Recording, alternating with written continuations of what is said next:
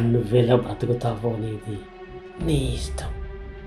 కానీ గుర్తుంచుకో, ఈ శరీరం, ఈ మనసు మనకి కేవలం ఒకేసారి దొరికిన వరాలు. కళ్ళు మూసి తెరిసేలోపు నీ మనసు అలసిపోతుంది.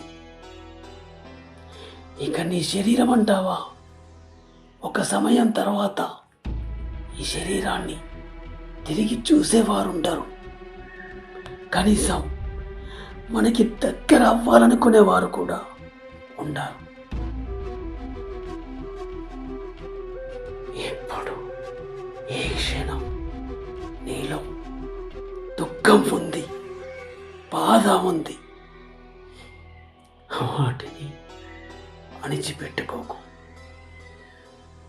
వాటితో వచ్చే ఆనందాలను కూడా అణుచుకోకు. అనుభవించు, అనుభవించు, అనుభవించు.